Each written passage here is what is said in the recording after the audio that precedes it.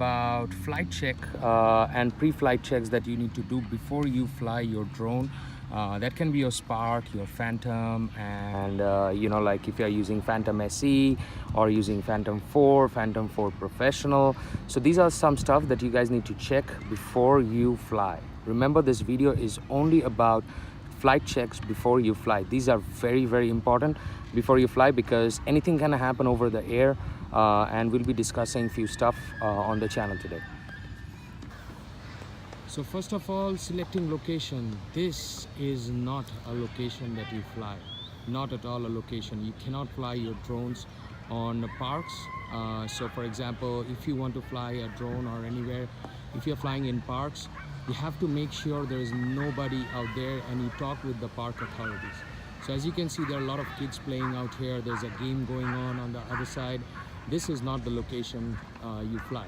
So at first you can go and select the location that you want to fly, and I'll post a link. There is a like an app called AIRMAP, with the help of which you can understand where to fly, where not to fly. Okay, flight check number 2. Flight check number 2, you're going to check all the propellers. So for example, these propellers, these are screwed on propellers. So you have to make sure all the propellers are tightly tightened up so that no propeller is loose, so that it doesn't fall off the sky and the wind doesn't drag the propeller or anything. So you have to make sure all of your propellers are snug fit to your Phantom, to your DJI MAVIC, MAVIC AIR and MAVIC PRO.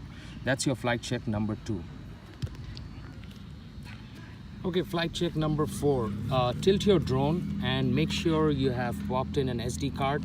As you can see, my SD card is free right now, so I have to make sure I put an SD card inside it, because usually sometimes when we are in a rush or anything, we forget the SD card. So that's flight check number 4. Check number 5, you have to check your battery indicator. So if this is your battery, just hold on and click once and check your battery indicator. So now you can see that my battery is fully charged. If it's 3 charged or anything, it might show, but I do not depend upon the app or anything. So we always check the flight before, we will see how much is the battery indicator at or anything. Okay, so that's flight check number 5. Flight check number 6, on your Phantom, you have to make sure that the battery is popped in properly. So just wiggle the drone and check whether your batteries are properly fixed to your drone, so that your batteries do not fall out or lose connection on flight.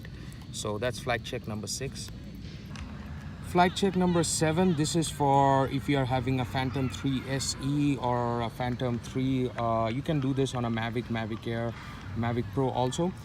Depends upon what sort of controller you're having.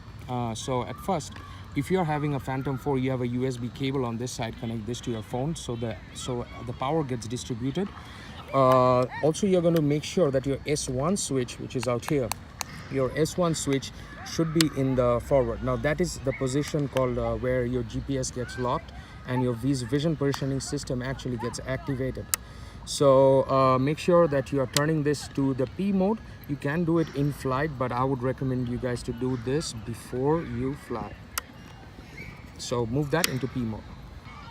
Flight check number 7, before we fly, flight check number 7 will be the antenna direction. So antennas should not be directed away, left or right of the drone.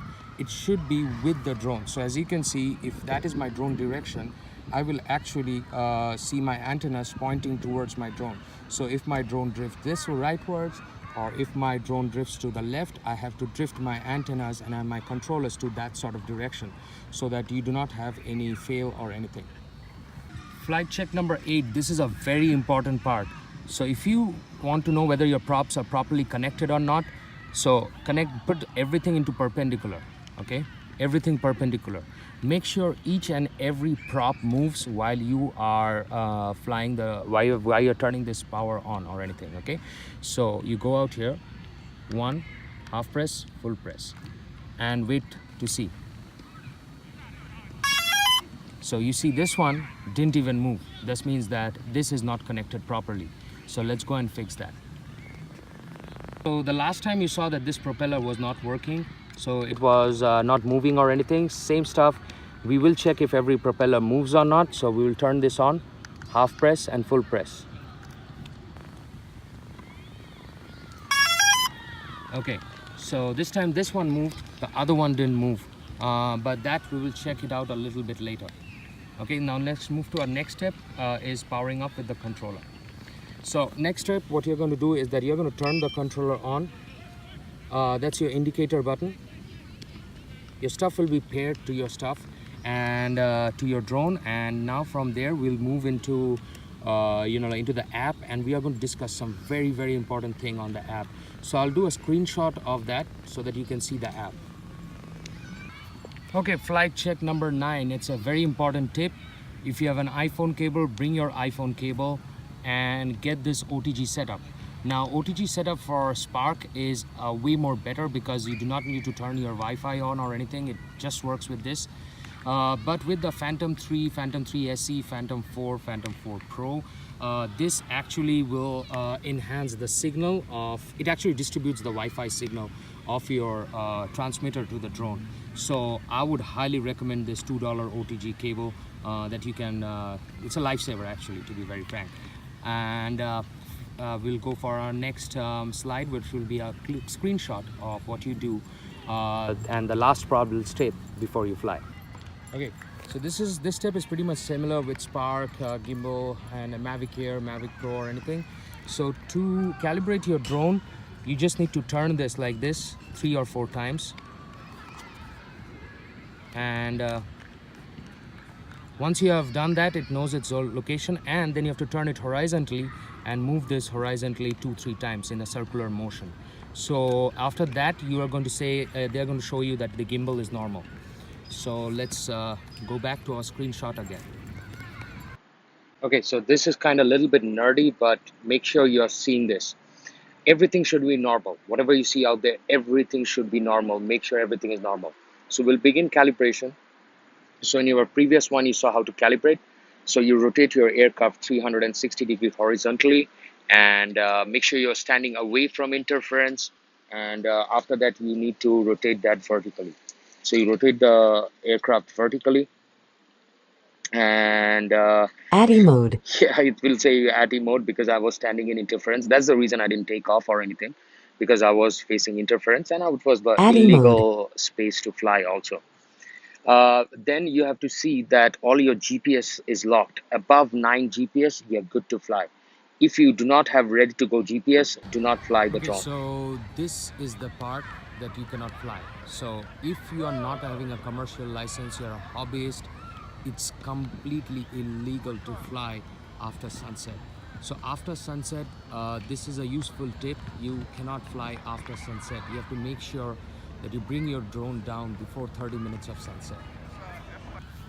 Okay, so I get a lot of questions asked by my friends, and few of my subscribers that ask, what do you do or how to store everything properly.